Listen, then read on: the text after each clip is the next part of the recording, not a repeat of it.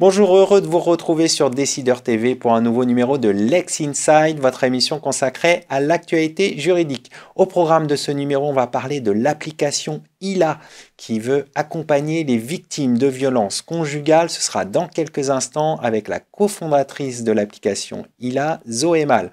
On parlera ensuite de Black Music Justice, le nouvel ouvrage de Fabrice Epstein, avocat associé chez Saul.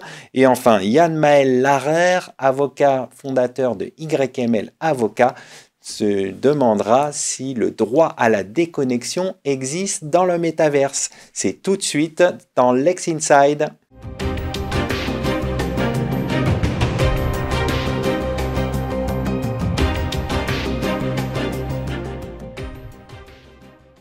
On commence tout de suite ce Lex Inside et je suis en compagnie de Zoé Mal, cofondatrice de l'application ILA, une application pour accompagner les victimes de violences conjugales. Zoé, bonjour. Bonjour Arnaud. Pourquoi avoir créé une application pour accompagner les victimes de violences conjugales? ILA, c'est une application mobile qu'on a créée avec 5 amis. Donc Nicolas Benza, Maël Blin, Benjamin Bilger, Julia Gressec et Nicolas Dorfner. C'est tous les 5 des élèves avocats comme moi. Et on s'est rencontrés à l'ERAGE, donc l'école des avocats du Grand Est. Et on a voulu créer cette application dans le cadre d'un module legal design à l'école où il fallait qu'on crée un projet innovant. Et on a réfléchi à ce qu'on voulait faire. On voulait trouver quelque chose qui fasse du sens, qui nous touche, qui nous tienne à cœur et qui compte. Et en fait, on s'est tous rejoints sur l'idée des violences conjugales. C'est un sujet qui est terrible, c'est un problème dont on ne parle pas assez. On commence un peu à le traiter. Il y a de plus en plus de politiques publiques qui sont mises en place pour lutter contre les violences conjugales et le travail des associations est énorme. Et malgré tout, ça ne suffit pas. Tous les ans, il y a de plus en plus de victimes de violences. Donc nous, on a voulu un peu contribuer à cette lutte de notre manière. Et il faut dire, peut-être que nos téléspectateurs ne savent pas, que vous avez été lauréat du prix des concours du projet innovant du CNB.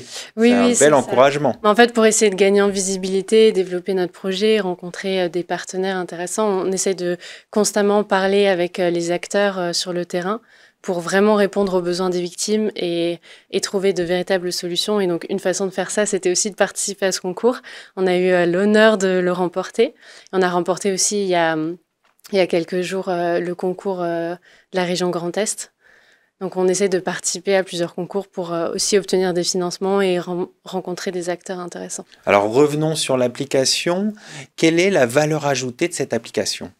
En fait, l'application ILA, c'est une application qui vise à regrouper en un outil unique tous les outils dont les victimes de violences conjugales ont besoin pour s'en sortir. Alors concrètement, c'est quoi les fonctionnalités ? Alors concrètement, on répond aux besoins des victimes de violences. Donc d'abord, un besoin de discrétion et de sécurité. Donc, ce sera une application mobile parce que c'est plus accessible, on peut l'utiliser hors ligne, etc. Et elle sera déguisée en application calculatrice sur l'écran d'accueil. Pour plus de discrétion, il faudra rentrer un code pour pouvoir accéder à la vraie application et elle disparaîtra automatiquement de l'arrière-plan du téléphone et de l'historique. Ensuite, on répond à un besoin d'information qui est énorme. Quels sont mes droits, quels sont mes moyens d'agir, avec des guides extrêmement synthétiques et pratiques. On répond aussi à un besoin d'assistance. On aura une carte interactive avec un annuaire des professionnels pertinents qui sont situés autour de chez elle et la possibilité de prendre directement rendez-vous, comme avec Doctolib. Donc, dans le but de vraiment simplifier au maximum les démarches, on aura pas seulement des associations d'aide aux victimes, mais aussi des psychiatres, des psychologues, des assistants sociaux et des avocats, puisqu'ils ont un monopole judiciaire. On répond aussi à un besoin de suivi personnalisé. Souvent, les victimes, elles sont dans un état de détresse énorme. Elles sont perdues, elles ne savent pas quoi faire, c'est totalement normal.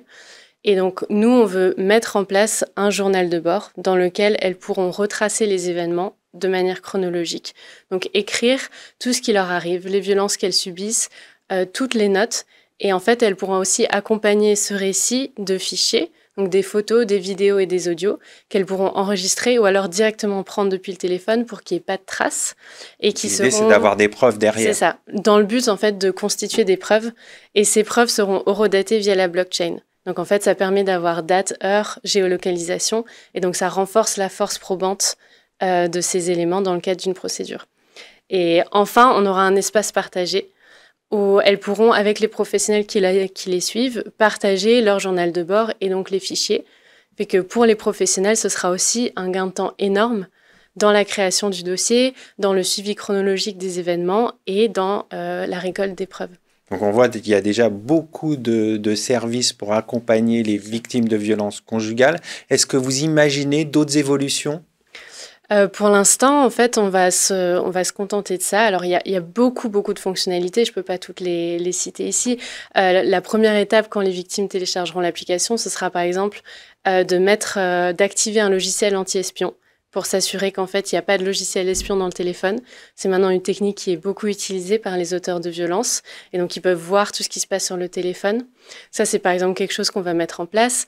Toute l'appli sera traduite dans toutes les langues. On pourra la lire à voix haute pour les personnes qui ont des difficultés à lire, etc. C'est déjà un travail qui est énorme. Et en fait, on pense qu'avec ça, on a quand même répondu aux problématiques les plus importantes. Et surtout, on les a toutes regroupées en un outil unique. Un dernier mot, le lancement, c'est prévu pour quand ? On n'a pas de date précise pour le moment. On est en train de travailler avec tous les acteurs, parler avec des développeurs, trouver des financements. Et on cherche un opérationnel ou un porteur de projet pour nous aider à mener ce projet. Eh bien voilà, l'appel est lancé, un beau projet à accompagner, à soutenir. Merci à vous d'être venu sur le plateau. Merci beaucoup de m'avoir invité.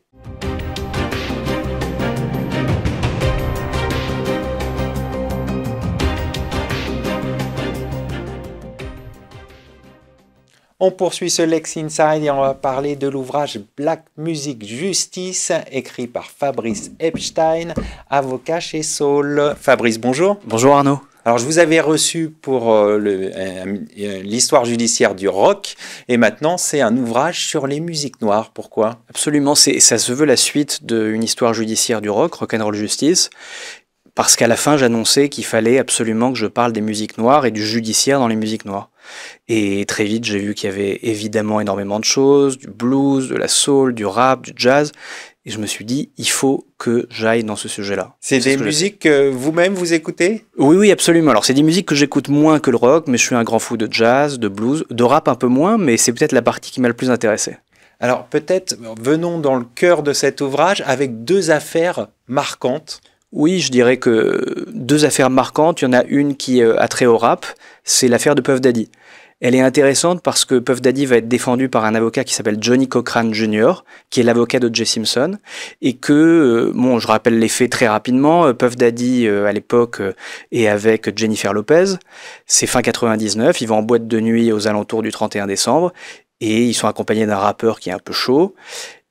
Il y a une petite bagarre, il y a un des rappeurs qui sort une arme. Là, il y a des bruits, Jennifer Lopez tombe à terre, les rappeurs s'enfuient, Puff Daddy s'enfuit, il est appréhendé après par la police, et en fait, il va se retrouver au milieu d'un procès qui durera 2 mois, où il sera défendu par Johnny Cochran et Ben Brafman, l'avocat d'un des politiques, exactement, voilà, 2 stars du barreau énormes, et à la fin de ce procès, il sera acquitté. Ce que je trouve intéressant, c'est que, on peut penser que c'est une histoire banale, mais c'est que Johnny Cochran, lui, va essayer de réduire la justice américaine à une phrase, il va dire, c'est l'histoire d'un jeune noir qui est au fait de sa gloire, et qui fait face à un procureur blanc qui veut absolument l'écraser. Et au fond, ce personnage de Johnny Cochran est très présent dans le livre, parce que ce livre raconte les combats judiciaires des Noirs américains aux États-Unis. Alors, ensuite en France, via le rap français, mais il est très concentré sur les États-Unis. Et le grand avocat de ces causes, c'est Johnny Cochran. Et il dit des choses, alors on connaît l'histoire avec O.J. Simpson, if it doesn't fit, you must acquit. Mais il dit, voilà, you should find for the defend if it doesn't make sense. Deuxième histoire emblématique ? Oui, deuxième histoire emblématique. Alors peut-être avec la France. Il y a un groupe de rap qui s'appelle La Rumeur, qui à l'époque de son premier disque avait voulu, pour se faire connaître, sortir un fanzine dans lequel il mettait en question les agissements du ministère de l'Intérieur, en disant que le ministère de l'Intérieur faisait en sorte que leurs frères musulmans arabes soient tués dans les quartiers. Et ça a donné lieu à une très très longue procédure. au terme de laquelle La Rumeur et ces deux principaux acteurs ont été complètement blanchis. Et je trouvais ça aussi intéressant parce que le rap est une musique qui doit faire face aux tribunaux, qui fait face aux tribunaux, et dans le cadre de laquelle la justice française est obligée de se positionner. Et je trouvais intéressant que à la Cour de cassation, et notamment en assemblée plénière, puisque cette affaire La Rumeur, elle est notamment passée par l'assemblée plénière, ils aient à prononcer des textes de rap français. Bien sûr. Alors, qu'est-ce que nous apprend le travail que vous avez mené justement sur ces affaires de l'histoire des musiques noires? En fait, l'histoire des musiques noires, alors j'ai traité ce livre de façon chronologique, donc ça commence avec le blues et ça s'achève avec le rap. C'est toute l'évolution de la musique noire américaine jusqu'à la musique française. C'est que le blues, son principal sujet, c'est l'appropriation culturelle. En gros, les Blancs sont allés piquer la musique noire. Et au fur et à mesure, on voit aussi que dans la musique noire, il y a parfois des gens qui se piquent la musique. Donc on a eu une affaire, exactement le même phénomène. Une affaire qui est intéressante, c'est celle entre Manu Dibango et Michael Jackson, qui est assez connue sur le Mamassé, Mamassa, Mamakossa. Et là, c'est l'Afrique qui donne à la base une musique que Michael Jackson va piller, dont il se sert pour qu'ensuite on ait un litige entre les deux.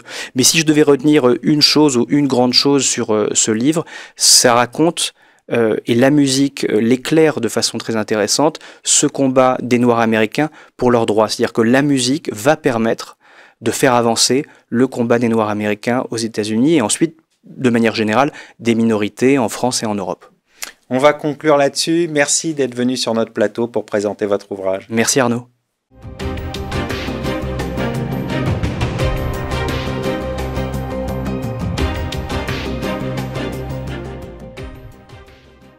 On poursuit ce Lex Inside, on va parler du droit à la déconnexion. Existe-t-il dans le métaverse avec mon invité Yann Maël Larrer, avocat fondateur d'YML Avocat.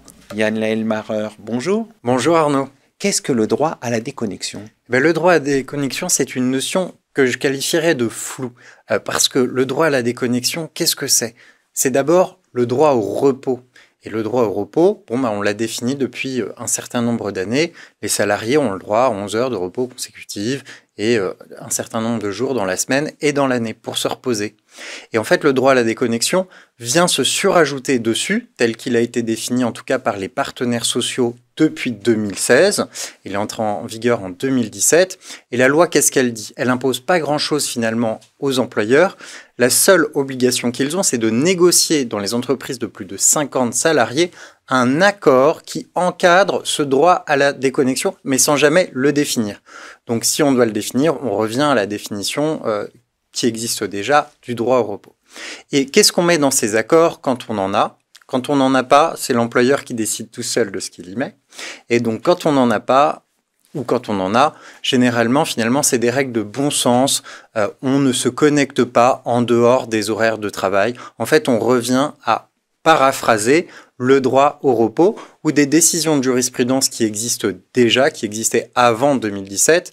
La Cour de cassation a déjà dit qu'un salarié qui répondait ou qui refusait plutôt de répondre au téléphone en dehors de ses horaires de travail ne commettait pas une faute. Et en fait, on rappelle tout ça dans les textes. Et moi, je trouve ça dommage, cette notion de droit à la déconnexion, parce que c'est comme si la connexion, elle était négative. Et c'est pas prendre en compte aujourd'hui toutes les évolutions. Les nouveaux usages. Les nouveaux usages, exactement, qu'on peut avoir sur les réseaux sociaux. Et les nouveaux usages aussi qu'on a sur son smartphone dans la journée quand on est au travail. Et moi, je plaide plutôt pour le droit à la bonne connexion.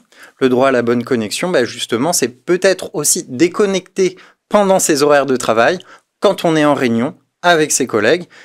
On range son téléphone, on ferme plutôt les laptops et on écoute ses collègues. Voilà, on déconnecte en réunion pour mieux se connecter aux autres. Alors, quid des nouveaux mondes comme le métaverse?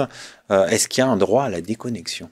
Alors, le métaverse, c'est pas un monde si différent que celui de l'entreprise. On rentre dans le métaverse comme on rentre finalement dans une entreprise. On met son casque de réalité virtuelle. on rentre dans l'entreprise et on monte l'ascenseur. C'est exactement la même chose. Finalement, c'est très facile de sortir du métaverse. Il suffit juste d'enlever son casque. Après, il y a des questions évidemment qui sont plus subtiles parce que si c'est un métaverse qui n'est pas propriété de l'entreprise, mais un métaverse par exemple global qui appartiendrait à la société Meta, on peut imaginer que dans ce métaverse, on puisse y croiser des collègues, qu'on puisse peut-être, exactement d'ailleurs comme dans la vie réelle, penser au travail tout en étant en train de se promener sur une plage du métaverse. Et en fait, bon, le droit à la déconnexion ne répond pas à ces problématiques-là. Et paradoxalement, le métaverse, il va peut-être aussi permettre à des gens de déconnecter. Je parlais tout à l'heure des fameuses réunions où on n'est pas toujours connecté avec ses collègues. Quand on fait du télétravail, le meilleur moyen de se connecter aux autres, ce sera peut-être demain de mettre ce casque de réalité augmentée pour ne pas être dérangé et ne pas recevoir toutes ces sollicitations intempestives qui vous perturbent dans votre travail. Qui perturbent dans le travail et qui nous empêchent de faire notre travail et qui ont une incidence très forte aussi sur la santé des salariés. Et là, les salariés et les employeurs sont vraiment responsables. Donc, il faut une réflexion commune, se poser. C'est pas forcément les outils qui posent problème, c'est les usages qu'aujourd'hui les salariés et les entreprises en font. Pour terminer, alors quelles seraient vos recommandations en la matière ? Alors moi, les recommandations que je fais, c'est vraiment de s'appuyer sur les usages et les besoins de l'entreprise. Par exemple, il y a beaucoup d'entreprises aujourd'hui où c'est un peu la jungle. On a mis en place des groupes WhatsApp avec les numéros de téléphone privés des salariés. Et là, on est dans l'écran gris total. On ne sait pas si c'est du temps de travail ou du temps personnel. D'ailleurs, les gens échangent tout un tas de choses qui sont très variées. Et là, il y a un vrai flou. C'est des zones tampons. Donc, il faut peut-être éclaircir ces zones parce que la jurisprudence le fera pour les employeurs ou pour les salariés. Donc, il y a un vrai danger juridique. Et puis, je pense que les entreprises doivent aussi redéfinir qu'est-ce que le travail et qu'est-ce que réellement le repos.